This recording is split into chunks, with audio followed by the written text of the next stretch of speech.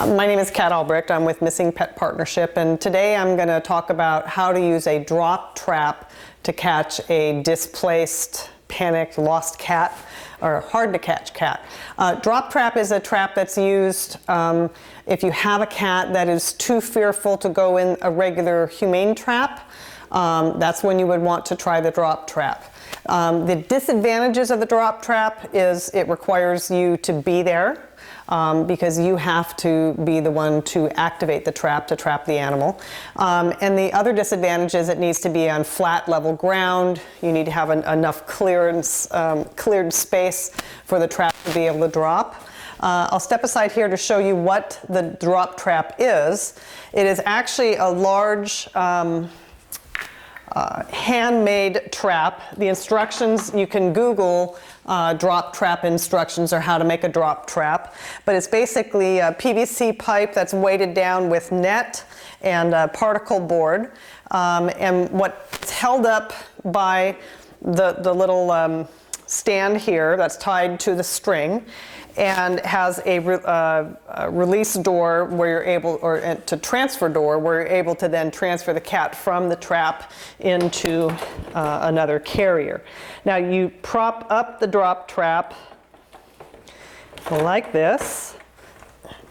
And I oftentimes, if I'm setting up an area and I've confirmed that the missing cat is coming to the food at a feeding station, I'll set up food with a wildlife camera, come back the next day, the plate is licked clean, and I see raccoon, raccoon, there's the gray tabby I'm trying to catch, then I know I can go ahead and start trapping.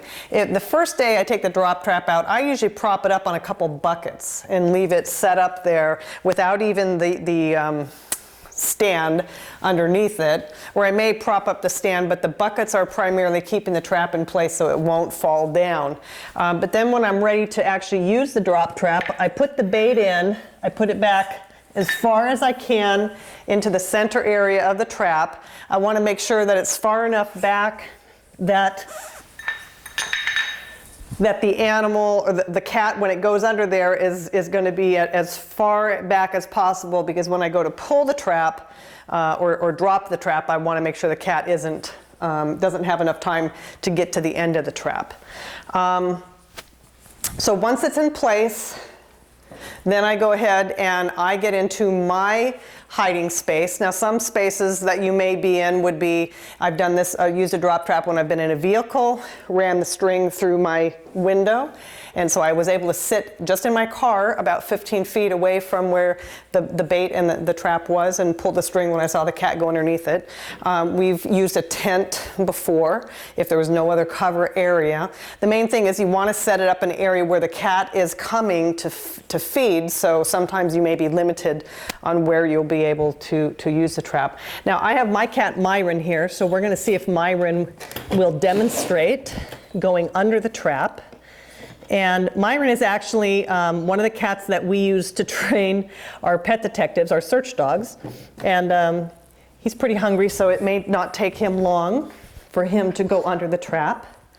Now it will scare the cat, and you only want to pull the string and trap the cat when they've committed to eating the food. So I would not pull the string right now because his tail is underneath there, and obviously his head is underneath there. Now I'm going to go ahead and keep talking and hoping he will come and find the food. He's going to be curious, and because right now he's technically displaced. He's in an area that's not familiar to him.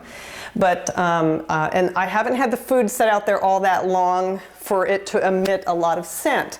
Now, the way that scent works is scent, any stationary object, whether it's a human or a cat or a plate of food, it begins to form what's called a scent pool, a cloud of scent around it. So from that bowl, there's a small, right now, cloud of tuna scent that's coming from that.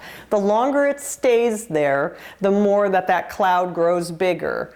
Now wind is going to carry the scent and disperse it, and I see Myron's coming up the left side, so he'll probably go under, so I'm going to be ready to pull. Again, I will pull the string and drop the trap when I know he's under and at the food bowl, and when I see that he's committed to eating the food. Now he may not be as hungry as I thought, and this is why they say don't act with animals. I'm not going to go act with Myron, but the point is I can't control him, and that drives me crazy. But you don't want to pull the trap, the string too soon, because if it's a real super skittish cat and they're sneaking up to the bowl, you really want to wait until they get there, they start eating, and they tuck their feet under the trap. Now I'm going to help Myron along a little bit. I may be a little bit closer to the trap as I pull the string, but I do want him to get under there with the food. Okay, Myron, come on. So, and he's just not going to cooperate. The thing about the drop trap is we will on another video demonstrate the transfer. Once you get the cat into the trap, oh, do you have a leaf on your lips? Myron, he's going to try to chase the leaf that he's got on his whiskers. All right, let's see. That's cute. Okay, you are not acting. You're going to get fired. Get under there and get that food. Myron. Okay.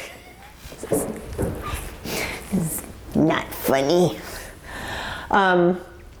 When you go to transfer the cat, you want to make sure that you cover the drop trap so that the cat that is in there is often going to be super scared. And by throwing a blanket over the top of the trap, you're going to minimize that fear while they are inside the trap. Then you will want to take the transfer cage that you're going to transfer them into, and that is where you will then put a blanket over that cage in order to make it so it's secure so the cat will go in there. All right, and we're going to see if we can get him to come in. Myron. Okay, don't come to me. Go to the food. Go to the light. Go to the food. All right. Come here. I know you're scared. All right, come here. All right. Say hi to the camera, because we might have to delete this one, because I don't know if it's YouTube-ish, because you're not cooperating. Go to the food. Okay, we'll see this one more time. If I can get him to stop playing with leaves. Go, there's food under there. Okay, so this is a cat that spends most of his time crying because he's hungry all the time. Okay, well, and then he's gonna sit there and play with leaves. So how much time do you have? Well, this is part of doing surveillance on a cat. You have to wait for the right moment to drop the trap. And on a missing cat case, I've been out there before where we've been waiting 2.5 hours for the cat to show up. And that particular cat went under the trap, sniffed the bowl, but then continued walking. And it was not a good time for us to drop the trap. So Myron's playing with the bug right now. Myron's eating the bug. Myron's starting to cry. Myron! So I'm waiting for him to turn around and eat the food, but he's actually going to roll on whatever that is. It must be something he really doesn't necessarily get at home very often. And so hopefully, there he goes in a circle. So this is getting worse. Okay. What else can I tell you about a drop trap? That would take me 45 minutes to do that.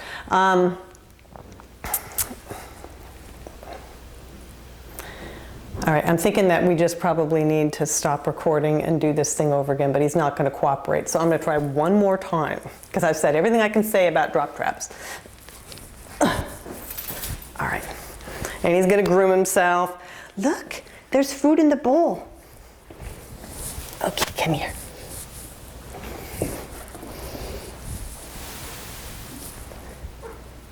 Yeah, oh, now he's figured it out. Okay, tell me he's eating. Oh, okay. He's not going to eat. And his tail is right on the edge. Okay, so other bait you could use would be bugs and spiders. What did you find? What is it? Come here. Oh, look. Look, there's more of it over there. Okay. Come here.